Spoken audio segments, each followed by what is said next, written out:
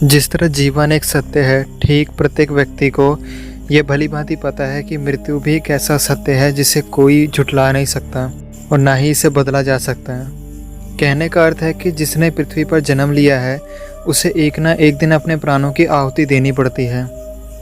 इस बारे में हम में से बहुत लोगों ने कई बार अपने बड़े बुजुर्गों से कहते सुना होगा कि मृत्यु के बाद मनुष्य शरीर की आत्मा 13 दिन तक अपने घर में ही रहती है। मगर ऐसा क्यों? बता दें कि गरुड़ पुराण में इस बारे में विस्तार से बताया गया है। गरुड़ पुराण में बताया गया है कि जब किसी व्यक्ति की मृत्यु होती है तो यमराज के यमदूत उसे अपने साथ यमलोक ले जाते हैं।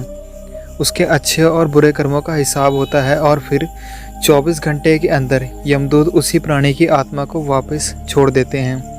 यमदूत के द्वारा आत्मा को वापस छोड़ जाने देने के बाद मृतक की आत्मा अपने परिजनों के साथ भटकती रहती है और अपने परिजनों को पुकारती रहती है, लेकिन उसकी आवाज़ को कोई नहीं सुन पाता।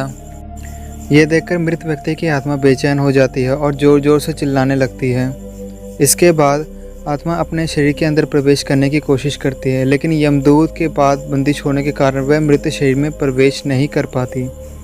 इसके अलावा गरुड़ पुराण की माने तो जब यमदूत आत्मा को उसके परिजनों के पास छोड़ देती है तो उस समय उस आत्मा में इतना बल नहीं होता कि वो यमलोक की यात्रा तय कर पाए।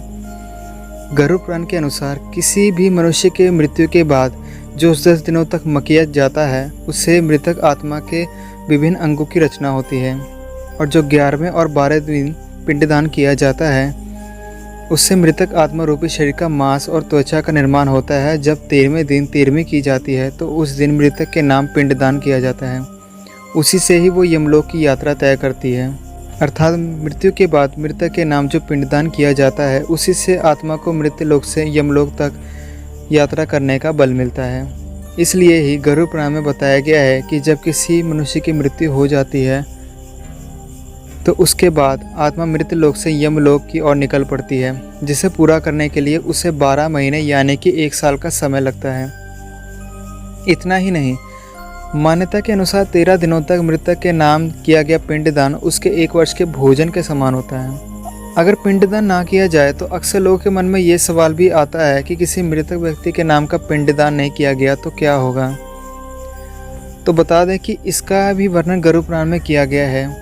जी हाँ, जिस मृतक व्यक्ति का पिंडदान नहीं किया जाता, यमदूत उसे 13वें दिन जबरदस्ती घसीटते हुए यमलोक की ओर ले जाते हैं और मृतक व्यक्ति की आत्मा को इस दौरान काफ़ी कष्ट उठाना पड़ता है। इसलिए हिंदू धर्म में मनुष्य की मृत्यु के बाद 13 दिनों तक पिंडदान करना आवश्यक माना गया है। इसके अलावा आपको बता दें कि 13वें दिन परिजनों के द्वारा मृतक व्यक्ति के नाम का जो भोज करवाया जाता है, अगर वह कर्ज लेके किया जाए तो मृत व्यक्ति की आत्मा को शांति नहीं मिलती। इतना ही नहीं, गरुड़ पुराण में यह भी बताया गया है कि जो व्यक्ति जीवित रहते हुए भी अच्छे कर्म करता है, मृत्यु के बाद उसकी आत्मा को यात्रा के दौरान यमदूत कोई कष्ट नहीं देते।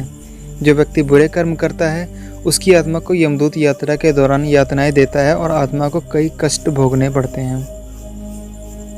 तो ये थी दोस्तों हमारी आज की वीडियो। आपको ये वीडियो कैसी लगी हमें कमेंट बॉक्स में ज़रूर बताइए। Thanks for watching.